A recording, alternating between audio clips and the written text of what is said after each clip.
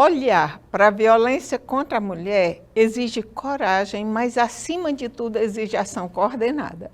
Hoje, no Sob Outro Olhar, vamos detalhar uma ferramenta histórica, o Pacto Nacional de Prevenção aos Feminicídios, instituído pelo governo federal e relançado agora com muitas mudanças. A secretária da SEMP, Zenaide Lustosa, fala sobre o tema. É necessário o olhar dos movimentos feministas. Eles enxergam de forma mais profunda a realidade das mulheres brasileiras.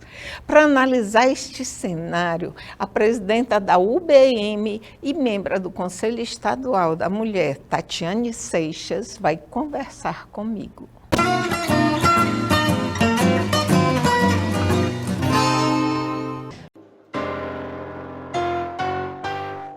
Meu celular, eu vou ligar pro 180, vou entregar teu nome. Esse dia histórico que foi esse pacto dos 3 poderes contra o feminicídio é o primeiro momento onde os homens apareceram para ajudar a gente nessa luta que já está sendo liderada por diversas mulheres sobreviventes há muito tempo. Hoje foi assinado o Pacto Nacional Brasil contra o Feminicídio, uma iniciativa histórica que une de forma inédita os 3 poderes no enfrentamento ao feminicídio. A violência contra a mulher não pode ser combatida com ações isoladas. É que pela primeira vez, os homens estão assumindo a responsabilidade de que a luta pela defesa da mulher não é só da mulher, é do agressor, que é o homem.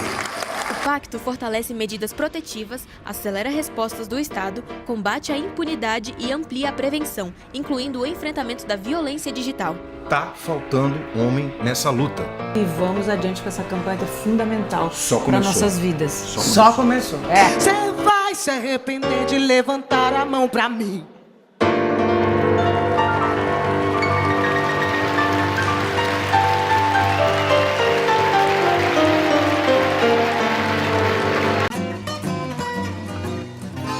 Estou aqui com a secretária Zenaide Lustosa, secretária da SEMP, e a gente vai conversar sobre o Pacto contra o Feminicídio, o Pacto Nacional, que é um relançamento, né? Tudo bem? Seja bem-vinda, Zenaide. Tá, obrigada, Norma. Na realidade, o pacto ele é uma construção, né? Ele foi desde 2024 que a gente tem essa construção de construir um pacto de enfrentamento ao feminicídio, já prevendo várias ações em áreas estratégicas, não só, porque as pessoas dizem, o enfrentamento se faz aonde, né? Eu acho que isso tem que ficar claro. Não, o enfrentamento, ele está nas várias políticas de governo. Você está lá, a Secretaria de Segurança. Qual é o papel da Secretaria de Segurança? Proteção, repressão. Mas também isso não quer dizer que ela não possa fazer a prevenção. Tanto que nós temos várias parcerias com a Secretaria de Segurança. Nós temos o protocolo Ei Minha Irmã, Não Se Cale, que é uma das ações que a gente fortalece o pacto aqui no estado do Piauí. Que o protocolo ele tem 3 vertentes, digamos. Tem o ZAP, que funciona 24 horas nos 224 municípios, que acolhe as mulheres, faz a escuta qualificada. Nós temos, dentro desse ZAP, você tem uma ligação direta com a Polícia Militar, então a gente dialoga dentro dessa rede, dentro dessas parcerias. Você tem dentro do protocolo a qualificação para profissionais de bares e restaurantes, porque a gente entende a importância desses profissionais saber acolher as mulheres que chegam nesses estabelecimentos. A gente sabe que, às vezes, a bebida também, além do machismo, para além do machismo, tem a bebida que potencializa essas violências nesses espaços. E tem uma terceira vertente, que são a prevenção em grandes eventos culturais. Então, assim, tem um festival, nós estamos lá, o carnaval, nós estamos lá. Então, são várias ações dentro do protocolo. Mas, para além disso, Norma, nós temos também, trabalhamos com outras secretarias, parcerias diversas. Isso que o pacto prevê. E resultados dessas ações, resultados positivos, você tem? Olha, assim, por exemplo, vamos ver aqui o feminicídio, que, por exemplo, hoje teve um avanço importante, porque o feminicídio está na boca dos homens também, não só das mulheres, né? Mas as pessoas têm que entender que a questão da violência contra a mulher, ela é um processo. Ela não, a violência acontece aqui, agora não. Ela vem num processo inicial que vai se intensificando. E a questão da violência, a responsabilidade é dos homens. É um problema dos homens, não é das mulheres. Que isso está bem evidenciado na campanha, né, com o relançamento do pacto. E tem também uma questão que ela é muito delicada, que é quando você vai para o processo educativo para você mudar essa cultura machista. Como é que a SEMP vai trabalhar isso, ou já trabalha dentro das escolas, por exemplo? Assim, só fechando aqui essa questão do feminicídio, em 2024 nós tivemos 40 feminicídios. Em 2025 fechamos com 38 feminicídios, uma redução em torno de 5%. É pouco, são muitas mulheres, porque não são números, né? São números, são vidas, são famílias, são amigos, é a desestruturação do núcleo, certo? Principalmente familiar, e quando você deixa filhos, a gente sabe de vários casos de feminicídio, e nós não conseguimos chegar a essas pessoas, essas mulheres que sofreram feminicídio, porque 80% elas não procuraram o Estado. Elas não fizeram um boletim de ocorrência. Então, por que a gente não conseguiu chegar a essas mulheres? Pois é isso. Eu penso, Zenaide, que essa resposta, porque os números falam da ação ou da falta de ação. Por que essas mulheres não estão indo até esse ponto? Que aí precisa de uma formação, de algo que toque nelas essa possibilidade. Mas tem assim, como eu digo, é um processo que ele cresce, né? Ele é gradativo. Por exemplo, nós tivemos, a gente avança no número de boletins de ocorrência ano a ano, de 2024 para 2025, em torno de 23% aumentou o número de boletins de ocorrência, então as mulheres estão procurando mais. Né? Só que o desafio é esse, como vamos fazer para chegar em mais mulheres? Mas aí tem um fator também, que a gente até chega nessas mulheres, só que essas mulheres, elas não querem ajuda, não é que elas não querem ajuda, elas têm medo. Elas têm medo de ir numa delegacia, às vezes têm filhos pequenos, elas têm medo de ir denunciar porque o sustento da casa é daquele agressor. Elas adoecem, o adoecimento deixa a mulher fragilizada, causa medo. Então, são vários os fatores também que impactam, que interferem para que a mulher não procure ajuda. Porque isso, e a gente vê isso no dia a dia, sabe? Todas as pessoas que você convive, todo mundo sabe um caso de violência. Todo mundo sabe um caso de violência que não é denunciado. Às vezes você convive com... e tem um processo, quando a gente fala em rede, as pessoas não entendem, por exemplo. Vou dar um exemplo que nós temos dentro da Secretaria. Nós temos o Centro de Referência da Mulher Francisca Trindade. É um centro estadual, que nós temos lá o psicossocial, assistente social e psicólogo, que faz o acolhimento dessas mulheres. E dentro do Ei Minha Irmã também, então, você tem uma central de acolhimento.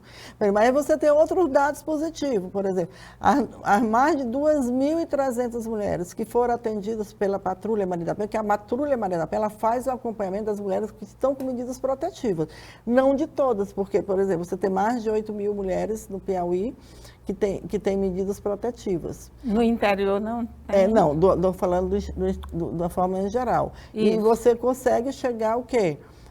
Em torno de 30%, acompanhar só 30% dessas mulheres com medidas protetivas, mas é positivo o acompanhamento, porque nenhuma dessas mulheres sofreram feminicídio, foram vítimas de feminicídio, né? Eu estou com Tatiane Seixas, que é presidenta da União Brasileira de Mulheres do Piauí e também membro do Conselho Estadual da Mulher do Piauí.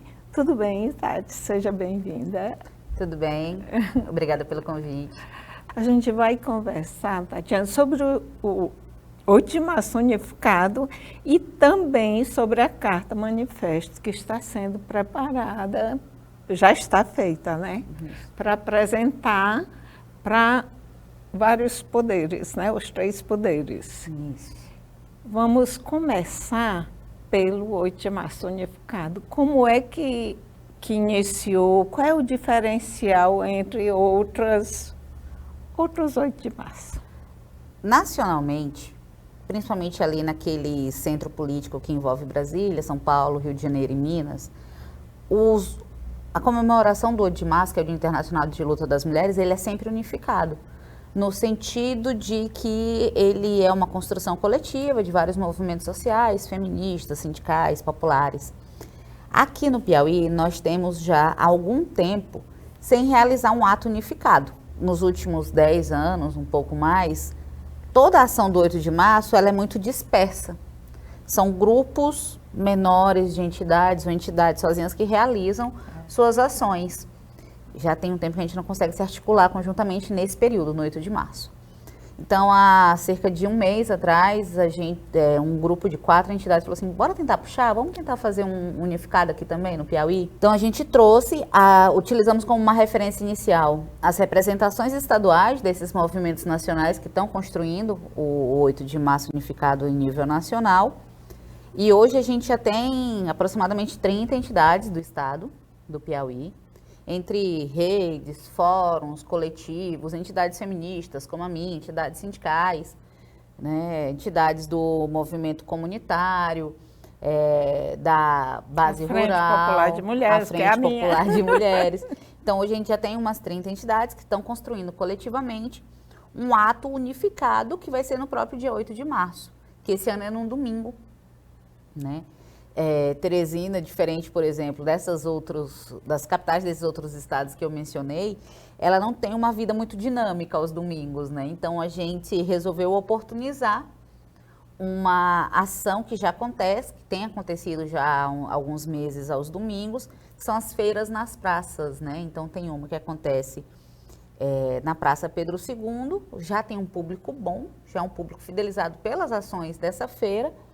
E aí nós decidimos que vamos lá, né, como movimentos de mulheres, para dialogar com aquele público sobre as pautas, né, que as mulheres estão demandando, que as mulheres levantam, para não deixar esse dia 8 de março passar sem nenhuma ação, mas também para falar além de para nós mesmas, porque nós estamos sempre juntas, né, nas atividades, nos atos, nos convidamos, participamos às vezes das atividades umas das outras, mas a gente não consegue muito falar com esse público de fora dos movimentos. Então, a ideia foi fazer na Praça Pedro II, no dia 8 de março, para dialogar com o público para além das nossas entidades. E é muito importante. E você, mulher que está nos assistindo, participe do movimento de mulheres. Aí a gente vai falar sobre esse ponto, que é como a gente é educada para não participar do que é público. Isso. O mais importante é a cozinha, a panela. Corpos cansados não fazem revolução. Então, todo esse acumulado de tarefas aos quais nós nos submetemos, e às vezes a gente até acha que é por escolha, né? A gente fala assim, eu escolhi ter uma carreira acadêmica, uma carreira profissional, fazer academia, cuidar... Não, a gente não escolheu isso, a gente é imposta a isso, né? A gente é imposta a ter uma vida muito atribulada, cheia de tarefas, no caso das mulheres, mais tarefas ainda, porque na grande maioria dos casos, aquelas mulheres que optam pela construção de uma família acabam cuidando sozinhas dessa família, né? Mesmo que não seja uma família formada por filhos, marido ou esposa, uma família que tem um idoso, uma pessoa doente, que acaba tendo que ser ela que cuide. E esses corpos não conseguem ter tempo de participar da vida pública. Porque quando a gente decide participar da vida pública, algumas de nós precisam encarar as perguntas como, com quem que vai ficar a criança? Quem é que cuida da sua casa?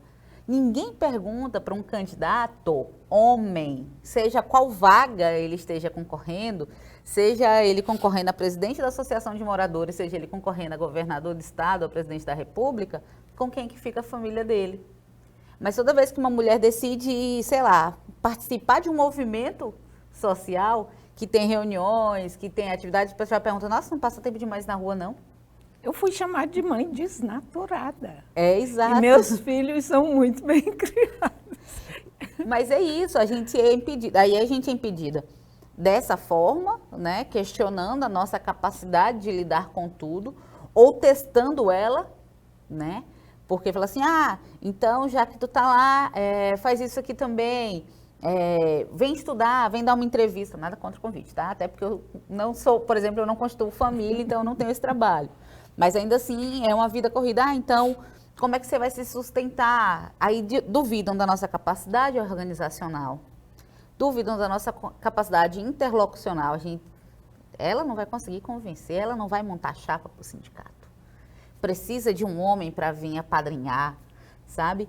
Então, a participação no espaço político, no espaço público, ela é sempre mais dificultada para a gente. Continue com a gente, 1 minuto, a gente volta.